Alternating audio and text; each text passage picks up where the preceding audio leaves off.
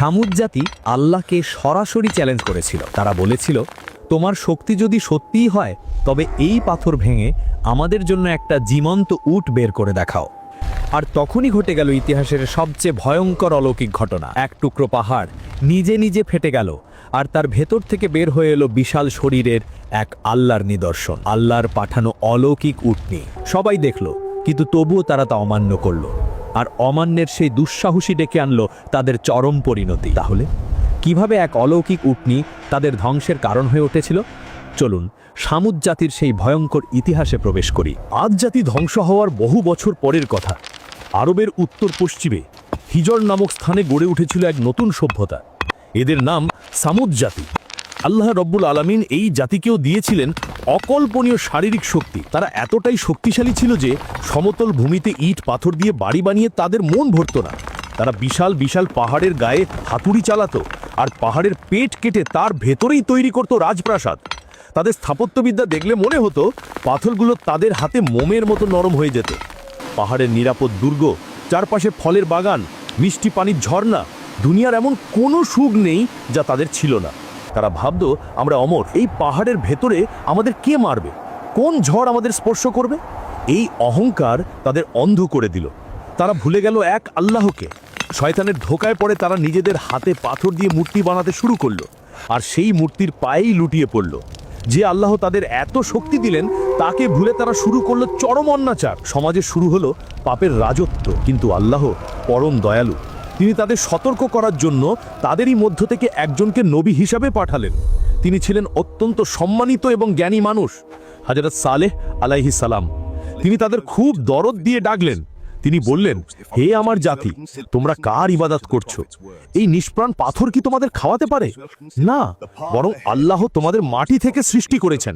তোমরা তার কাছেই ক্ষমা চাও, ফিরে এসো তার পথে। কিন্তু সামুদ জাতির সর্দাররা, যারা ছিল ক্ষমতার লোভে অন্ধ, তারা সালেহ আলাইহিস সালামকে নিয়ে ঠাট্টা শুরু করলো। তারা বলল, ওহে সালেহ, তুমি তো আমাদের মধ্যে খুব বুদ্ধিমান ছিলে। আমরা তো তোমাকে নিয়ে অনেক স্বপ্ন দেখতাম, আর এখন তুমি পাগল হয়ে গেছো। তুমি আমাদের বাপদাদার ধর্মের বিরোধিতা করছো। তোমার উপর নিশ্চয়ই কেউ জাদু করেছে। হযরত সালেহ আলাইহিস সালাম দিনরাত তাদের বোঝাচ্ছেন, আর তারা তাকে অপমান করছে। শেষ পর্যন্ত শয়তান তাদের মাথায় এক অদ্ভুত এবং অসম্ভব চ্যালেঞ্জ ঢুকিয়ে দিল। তারা ভাবল সালেহকে এমন এক পরীক্ষায় ফেলবে যা পূরণ করা কোনো মানুষের পক্ষে সম্ভব নয়, আর তখন তাকে মিথ্যেবাদী প্রমাণ করে সমাজ থেকে তাড়িয়ে দেওয়া যাবে। দিনটা ছিল তাদের উৎসবের দিন। সামুদ জাতির সব নেতারা এক জায়গায় সমবেত হলো। সেখানে হযরত সালেহ আলাইহিস সালাম উপস্থিত হয়ে তাদের আবার জাহান্নামের আগুনের ভয় দেখালেন। তখন নেতারা শয়তানি হাসি হেসে বলল, শোনো সালেহ, মুখের কথায় কাজ হবে না। তুমি যদি সত্যিই আল্লাহর নবী হও তবে আমাদের একটা শর্ত পূরণ করে দেখাতে হবে। যদি পারো তবে আমরা কথা দিচ্ছি আমরা সবাই তোমার রবের ওপর ঈমান আনব। হযরত সালেহ আলাইহিস সালাম বললেন, বলো কি তোমাদের শর্ত? আমার আল্লাহ সব কিছুর ওপর ক্ষমতাবান। তারা তখন তাদের সামনে দাঁড়িয়ে থাকা আল কাতিবা নামের একটা বিশাল রুক্ষ এবং নিরেট পাথরের পাহাড়ের দিকে আঙুল তুলল। তারা বলল, তুমি যদি সত্যবাদী হও তবে তোমার আল্লাহকে বলো এই শক্ত পাহাড়ের মুখ চিরে তার ভেতর থেকে একটা জ্যান্ত উটনি বের করে আনতে। আর শোনো, যেমন তেমন উটনি হলে হবে না। উটনিটি হতে হবে 10 মাসের গর্ভবতী, তার শরীর হতে হবে বিশাল, এবং তা দেখতে অত্যন্ত সুন্দর হতে হবে। চিন্তা করুন তাদের ধৃষ্টতা। একটা জড় পাথর থেকে একটা জীবন্ত গর্ভবতী প্রাণী বের করার দাবি। মানুষের যুক্তিতে এটা 100 ভাগ অসম্ভব। তারা নিশ্চিত ছিল সালেহ এটা পারবে না। হযরত সালেহ আলাইহিস সালাম তাদের কাছ থেকে পাকা ওয়াদা নিলেন। তিনি বললেন, যদি আমার আল্লাহ তোমাদের এই অদ্ভুত দাবি পূরণ করেন তোমরা কি সত্যিই ঈমান আনবে?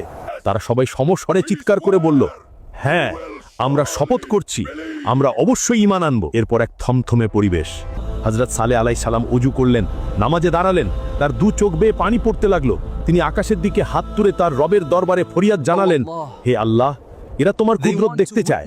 তুমি এদের দাবি পূরণ করো যাতে এদের আর পালানোর কোনো পথ না থাকে। আল্লাহ তার প্রিয় নবীর দোয়া কবুল করলেন। মুহূর্তের মধ্যে সেখানকার পরিবেশ বদলে গেল।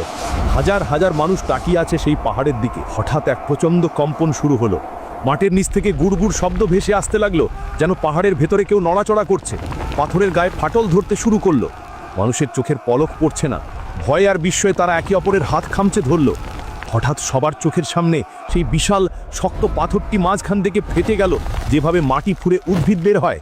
আর সেই ফাটা পাথরের ভেতর থেকে আল্লাহর হুকুমে সত্যিই বেরিয়ে এলো একটা বিশাল আকৃতির উটনি, ঠিক যেমনটি তারা চেয়েছিল। 10 মাসের গর্ভবতী এবং অত্যন্ত সুন্দর। সেই অলৌকিক দৃশ্য দেখে উপস্থিত জনতা স্তব্ধ হয়ে গিয়েছিল। পাথরের বুক চিরে বেরিয়ে আসা সেই বিশাল উটনি, তার গায়ের রং, তার উচ্চতা, তার গাম্ভীর্য সবকিছুই বলে দিচ্ছিল যে এটি সাধারণ কোনো প্রাণী নয়। আর অলৌকিকতার তখনও বাকি ছিল। উটনিটি যেহেতু 10 মাসের গর্ভবতী ছিল, তাই বেরিয়ে আসার কিছুক্ষণের মধ্যেই সবার চোখের সামনে সে একটা বাচ্চা প্রসব করল। সেই বাচ্চাটিও ছিল মায়ের মতোই বিশাল এবং হুবহু মায়ের আকৃতির। হযরত সালেহ আলাইহিস সালাম তখন সেই কাঁপতে থাকা জনসমুদ্রের দিকে তাকালেন। তার চোখে ছিল বিজয়ের আভা। তিনি উচ্চ স্বরে বললেন, হে আমার জাতি, এই দেখো আল্লাহর সেই নিদর্শন। তোমরা যা চেয়েছিলে আল্লাহ তাই দিয়েছেন।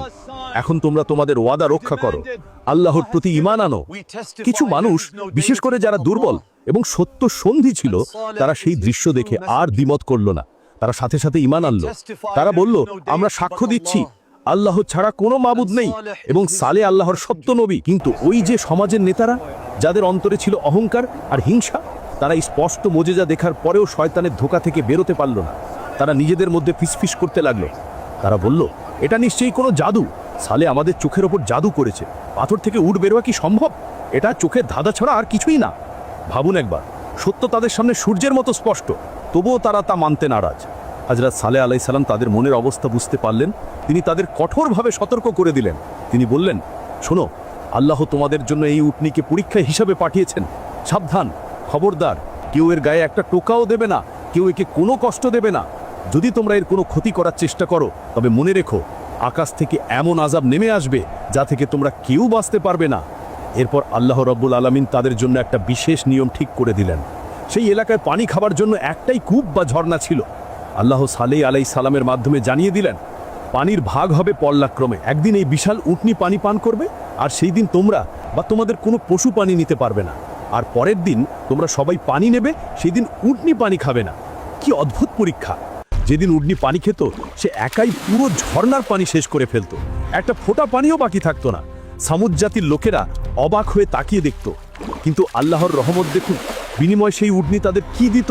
যেদিন সে পানি খেত, সেদিন সন্ধ্যায় সে তার 2 পা ফাঁক করে দাঁড়িয়ে যেত, আর সামুদ জাতির হাজার হাজার মানুষ এসে সেই উটনির দুধ দহন করত।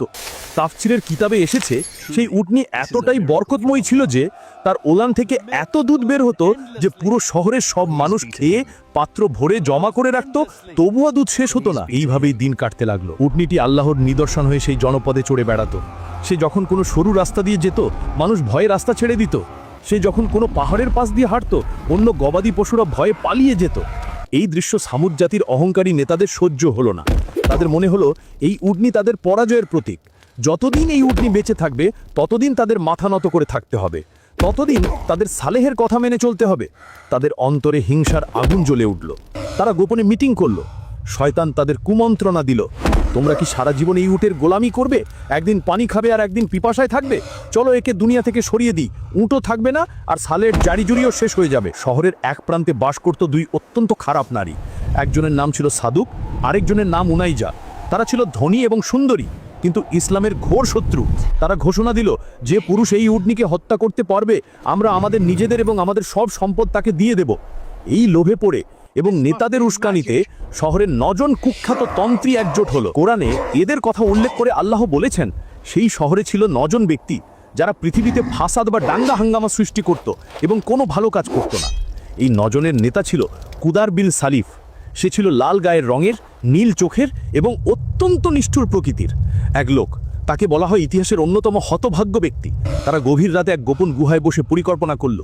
তারা ঠিক করলো, কাল যখন উটনি পানি খেয়ে ফিরবে, তখন পাহাড়ের চিপায় লুকিয়ে থেকে তার উপর হামলা করবে। পরদিন সূর্য তখনও ঠিকমতো ওঠেনি, বাতাস ছিল থমথমে। উটনিটি তার বাচ্চাকে নিয়ে পানি খেয়ে হেলতে দুলতে ফিরে আসছিল।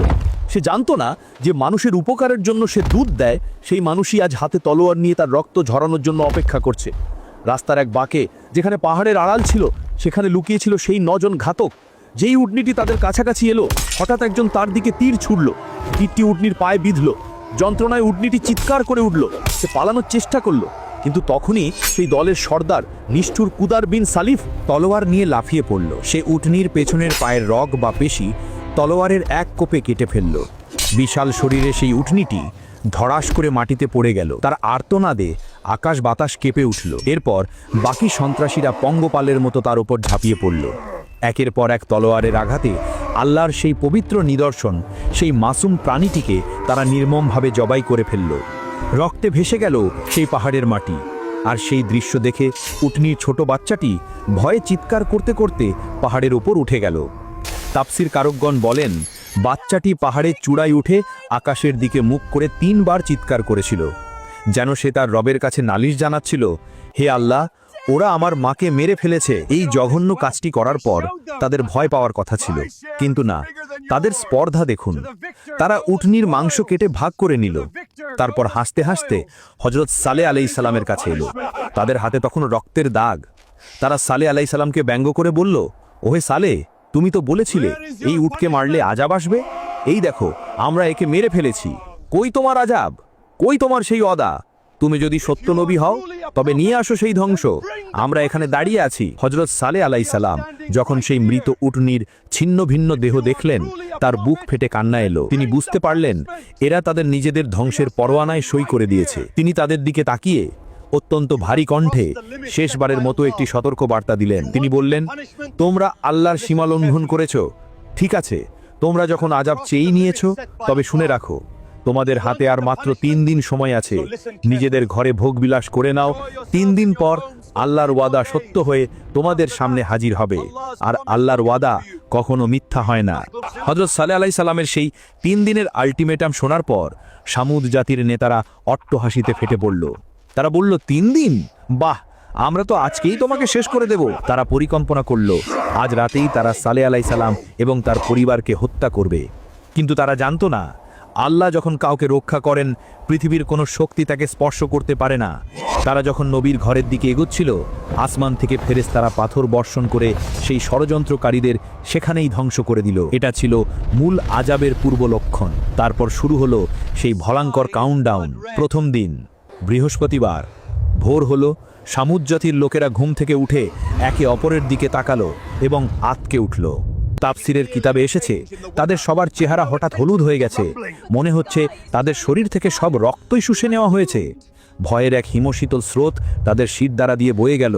তারা বুঝতে পারল সালে যা বলেছিল তা ঘটতে শুরু করেছে। কিন্তু তাদের অহংকার এতই বেশি ছিল যে তারা তবুও তওবা করল না। তারা অপেক্ষা করতে লাগলো। দ্বিতীয় দিন শুক্রবার। সূর্য উঠল। আজ তাদের চেহারা আর হলুদ নয়, আজ সবার চেহারা হয়ে গেল টকটকে লাল, যেন তাদের চামড়ার নিচে আগুন জ্বলছে। আতঙ্কে তারা ছোটাছুটি শুরু করলো। কান্না আর হাজারিতে আকাশ ভারী হয়ে উঠল। তারা বুঝতে পারল তাদের সময় শেষ হয়ে আসছে, কিন্তু হায়, তখন আর ফিরে আসার কোনো পথ ছিল না। তৃতীয় দিন শনিবার। আজকের সকালটা ছিল সবচেয়ে ভয়াবহ। ঘুম থেকে উঠে তারা দেখল তাদের সবার চেহারা কয়লার মতো মিশমিশে কালো হয়ে গেছে। তাদের চোখ মুখে শুধুই অন্ধকারের ছায়া। তারা নিশ্চিত হয়ে গেল যে আজ আর মাত্র কয়েক ঘন্টা বাকি। তারা এতটাই হতাশ হয়ে পড়ল যে তারা নিজেরাই নিজেদের কবর খুঁড়তে শুরু করলো। কেউ কেউ কাফন পরে মৃত্যুর জন্য অপেক্ষা করতে লাগলো।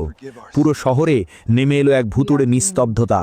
কোনো হাসি নেই, কোনো গান নেই, শুধু মৃত্যুর প্রহর গোনার শব্দ। এদিকে আল্লাহ রাব্বুল আলামিন হযরত সালেহ আলাইহিস সালামকে নির্দেশ দিলেন, হে সালেহ, তুমি তোমার ঈমানবার সঙ্গীদের নিয়ে দ্রুত এই জনপদ ত্যাগ করো। ভোরের আলো ফোটার আগেই এই অভিশপ্ত এলাকা ছেড়ে চলে যাও। হযরত সালেহ আলাইহিস সালাম তার সামান্য কিছু সঙ্গী নিয়ে চোখের পানি ফেলতে ফেলতে তার জন্মভূমি, তার নিজের শহর ছেড়ে চলে গেলেন। তিনি পেছনের দিকে তাকালেন না, কারণ সেখানে আল্লাহর গজব নেমে আসার অপেক্ষা। চতুর্থ দিন রবিবার সকাল। সামুদ জাতির লোকেরা সূর্যের অপেক্ষা করছিল। সূর্য উদিত হলো, চারিদিক একদম শান্ত। তারা ভাবতে শুরু করলো, হয়তো আযাব আসবে না, হয়তো আমরা বেঁচে গেছি। ঠিক সেই মুহূর্তে যখন তারা স্বস্তির নিঃশ্বাস ফেলতে যাবে, ঠিক সেই মুহূর্তেই মহাকাশ থেকে নেমে এলো সেই চূড়ান্ত মুহূর্ত। আল্লাহর নির্দেশে আসমানের ফেরেশতা হযরত জিবরাইল আলাইহিস সালাম 2 দরজার চৌকাঠ ধরে এক বিকট হুঙ্কার দিলেন। সেই আওয়াজ কোনো সাধারণ চিৎকার ছিল না, সেটা ছিল এমন এক ভয়ঙ্কর শব্দ যা মানুষের কানের পর্দা ছিঁড়ে সোজা তাদের কলিজার ভেতরে আঘাত করল। একই সময়ে মাটির নিচ থেকে শুরু হলো প্রচণ্ড ভূমিকম্প। ভাবুন সেই দৃশ্যটা, উপর থেকে কলিজা ফাটানো আওয়াজ আর নিচ থেকে মাটি ফেটে যাওয়ার কম্পন। তাদের সেই গর্বের পাহাড় কাটা প্রাসাদগুলো ভেঙে পড়তে লাগলো। তারা পালানোর চেষ্টা করলো, কিন্তু পারল না।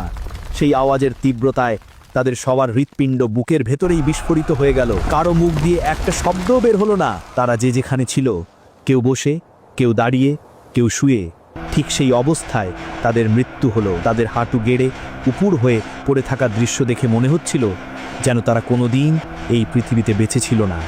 মুহূর্তে একটা পুরো জাতি যারা নিজেদের অমর ভাবত, তারা শুকনো খড়কুটোর মতো ধ্বংস হয়ে গেল।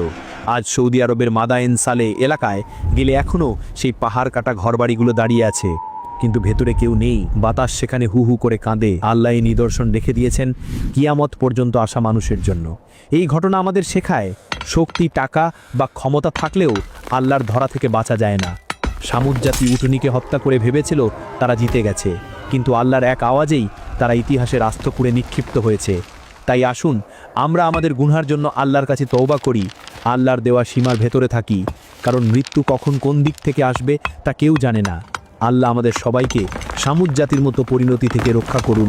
আমিন।